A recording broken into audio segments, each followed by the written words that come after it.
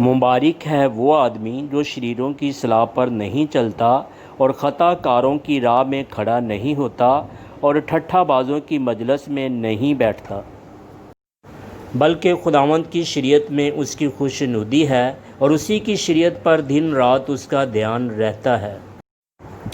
وہ اس درخت کی مانند ہوگا جو پانی کی ندیوں کے پاس لگایا گیا ہے، جو اپنے وقت پر پھلتا ہے اور جس کا پتا بھی نہیں مرجھاتا، سو جو کچھ وہ کرے بارور ہوگا۔ شریر ایسے نہیں، بلکہ وہ بھوسے کی مانند ہیں جسے ہوا اڑا لے جاتی ہے۔